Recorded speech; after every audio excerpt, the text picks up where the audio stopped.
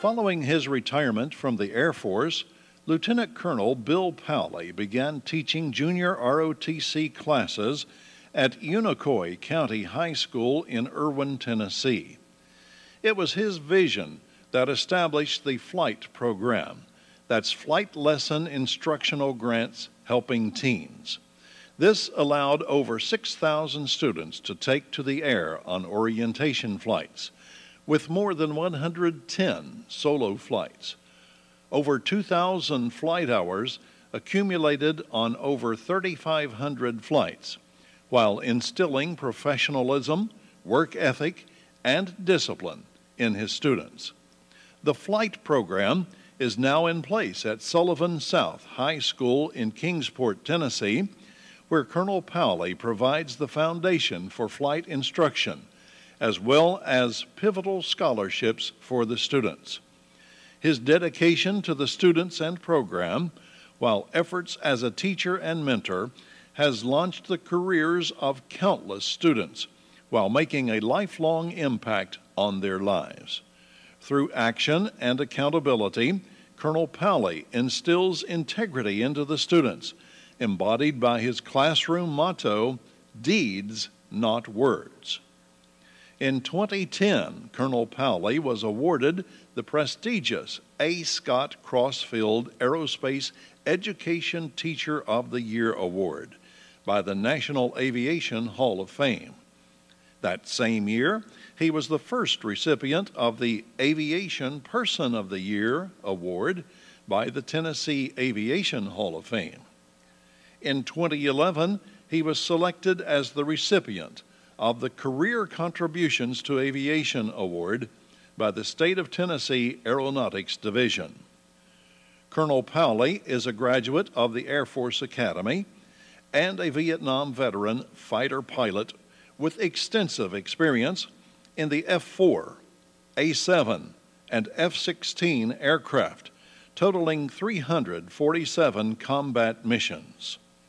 Powley is active in the community as a member of the Kiwanis, Rotary, and Ruritan clubs, and the USAF Academy Association of Graduates, the Air Force Association, Dedalians, River Rats, and American Legion.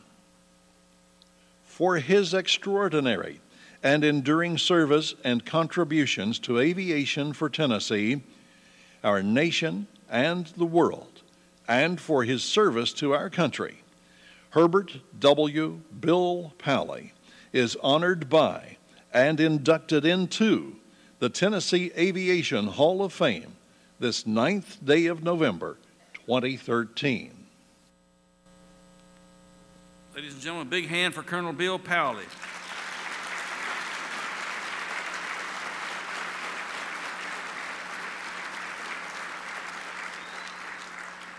At this time, his loved one Phyllis will come and regale him with his medallion.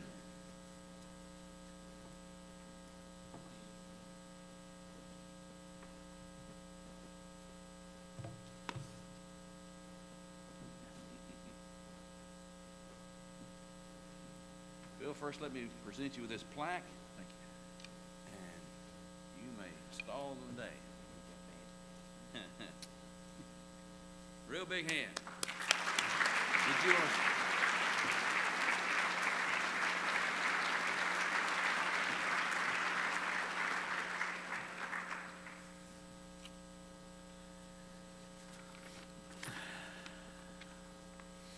Wow. How honored and humbled I am to be standing here tonight. My second thought after John called me with the great news and I said, "You got to be kidding me," was, I can of mine own self do nothing. How true that is with this program. There are literally hundreds of reasons why I'm standing up here, and I'm looking at most of them. Let me first thank my nominator, Fane, and the Hall of Fame board who believed enough in me to give me this wonderful honor. I'm very grateful. There are hundreds of adults who have supported this program and thousands of students who have benefited from it. This recognition tonight is for every one of them who have made this journey possible. Rewind 3 years when I received the Scott Crossfield Award. I never had the pleasure of meeting Scott, but I did have the pleasure of meeting his daughter Sally and grandson Justin. Justin and Walter Boyne presented the Crossfield Award to me. Everyone in the Air Force who flies, and most civilians pilots, know Scott Crossfield as the X-15 legend and member of the National Aviation Hall of Fame. The recognition this award gave me led to the Tennessee Awards and me standing here tonight. I'm sorry that Sally Farley could not be here tonight, but she is the reason I'm standing here. 8 years before that, John Dixon wanted my program at Sullivan South. I took the job, and since then, Principals Jerry Starnes, Greg Harvey, and Superintendents John Odell, Glenn Arwood, Jack Barnes, and Jubal Yenny have been very supportive. The year after we moved to South, someone raised the ugly word liability and insurance. We were shot down for a year of flying during school hours, but continued after school, and D.R. Cox and his friend William McGloin wrote a special policy for the entire county to cover us and save the program. Rewind 13 years, and Bob Minter and Colonel Tom Reeves put me in touch with someone in the State Department who put me in touch with retired Navy Captain Fred Vogt, an F-18 pilot and director of the Aeronautics Division.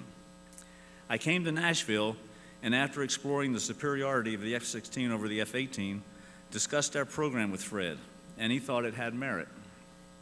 He suggested we brief the program to the Tennessee Aeronautics Commission. We brought 5 of my solo students to do the briefing. They did a great job, and the commission gave us our first grant. That commission was chaired by John Ball, with members Jack King, Fred Detweiler, Jim Etheridge, and Evelyn Bryan Johnson. Since then, directors Bob Woods and Bill Oriano and their staff, including Belinda Hampton, whom I work with directly, and all the commissioners have been so supportive. That is why I'm standing here tonight. Without their grants, I'm just another spectator at the airport. And I'm honored that Fred and Phyllis Vogt came here tonight from Texas. Rewind 15 years, and I became aware of a group in California that helps aeronautical programs. So I called Mark Leon, the NASA director of the Ames Research Center, and told him about our program. At the time, we were raising money by selling aerial portfolios, flying an hour's mission with 3 kids and taking pictures of properties, and I raised $8,000 over about 6 years at $100 a pop. All those people who contributed are the reason I'm standing here, too many to mention. Mark said he couldn't help us, so 6 months later, I called him again, updated him, said he couldn't help us. So 6 months later, I called him again. And he said, and I quote, "You're not going to quit calling me until I give you money, are you?" I said, "Nope." He gave me $10,000, our first large grant, and that allowed us to generate the sorties with more efficient use of flight time, and those were the figures we used to brief the Aeronautics Commission. Mark Leon is the reason I'm standing here tonight, and I have yet to meet the man. It all started 22 years ago when I interviewed at Unicoi County High School for the JRTC job. Ellis Murphy, the principal, and Ronnie Wilcox, superintendent, decided to hire me because I had recommended starting a flying program to get kids excited and to get the JRTC program off probation. In April of '92, my first school year, the school board voted 4-3 to have the flying program as an official part of our curriculum. David Boone, Nancy Bogart, Bubba Evely, and W.A. Wilson voted yes. They are the reason I am standing here tonight. What a great story. One vote made a difference. 22 years later, it's a Hall of Fame program. When we were kids, someone told us that you couldn't put a square peg in a round hole. Not true. You just have to pound the crap out of it. What idiot would attempt to start a flying program in a rural Appalachian high school of 800 students in a county that has no airport? Here I am. I have to thank all the instructors and booster club members from the 16 different schools who participate in the flight orientation program for bringing their cadets to the airport. I thank all of those who have contributed financially, most recently for the purchase of our 152 at Greenville.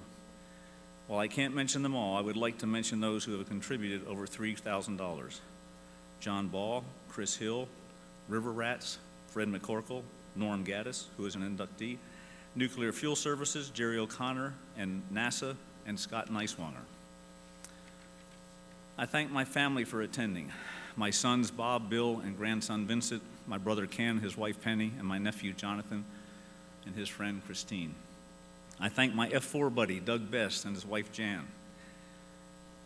I am reunited for the first time since 1972 with my A7 roommates at Carrot, Harry Johnson and Mike Lang, and their wives Faye and Gwen.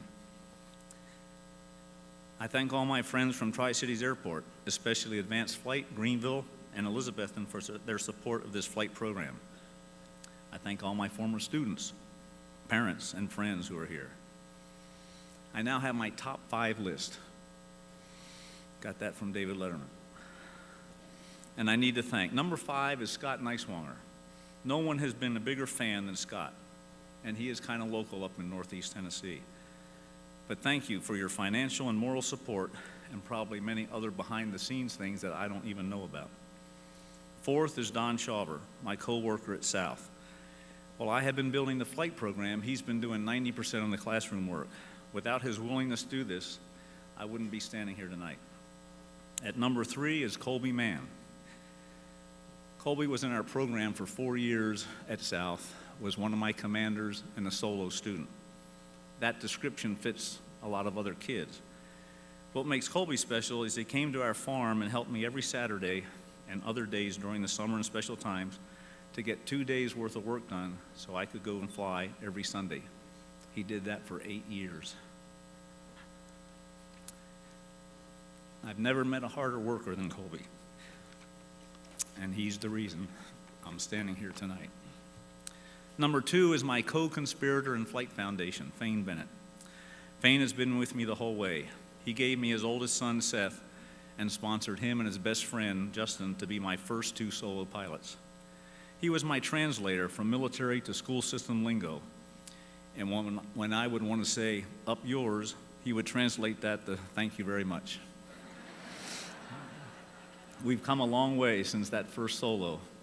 If you saw the picture there were 3 people, one holding the number 1 and one holding 100 and 101. The number 1 was Seth Bennett.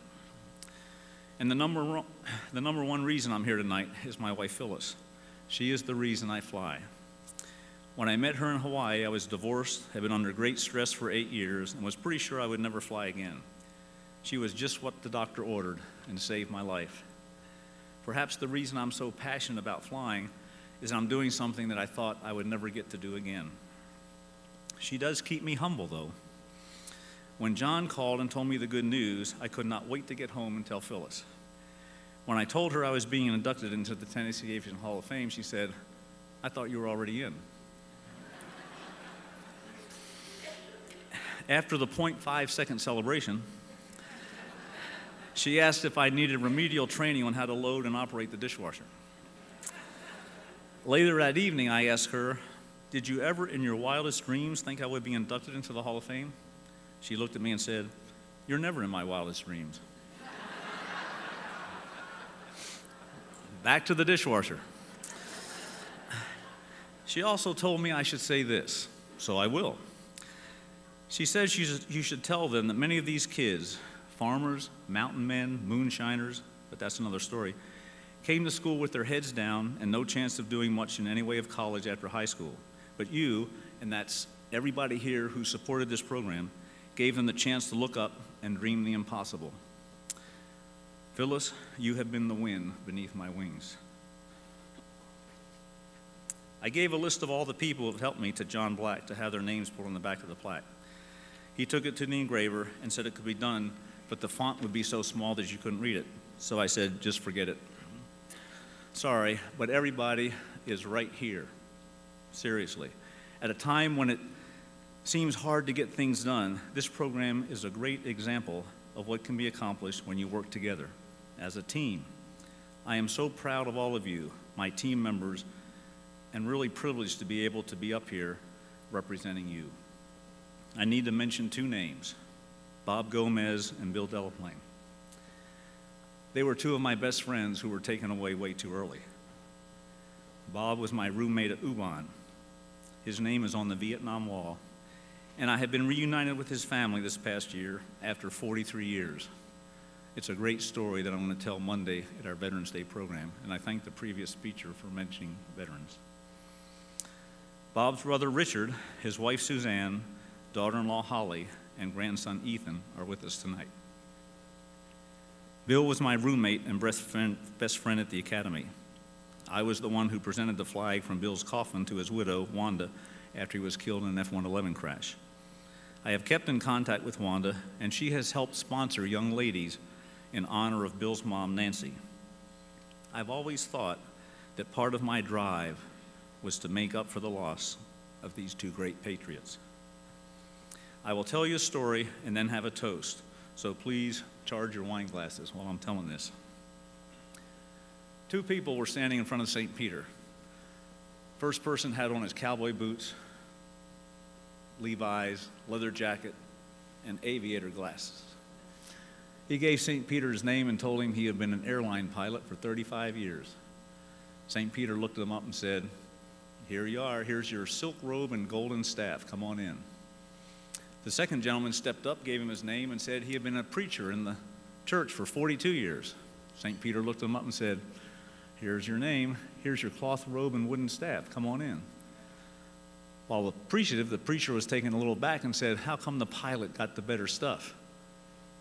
He said, "Up here we base everything on results. When you preached, people slept.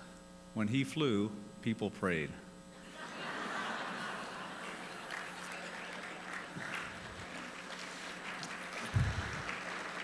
It's a good story for pilots. But I can guarantee you, if you have been with me at the airport for the last 22 years, I'm sitting up here because a lot of people were praying, flying teenagers with parents watching when they take off by themselves. Okay, a toast.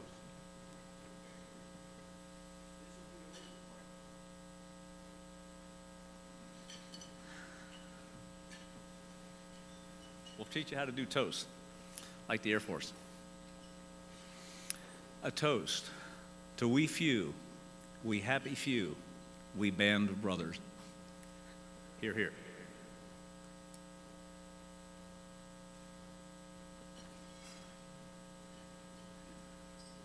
Thank you.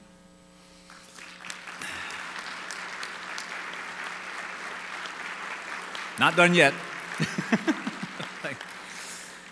Just in closing, I want to congratulate my fellow inductees. If you want to honor this program, say yes to someone who is passionate about a new idea. If you want to honor me, put a square peg in a round hole. May God bless you, the great state of Tennessee, and the United States of America. Thank you so much.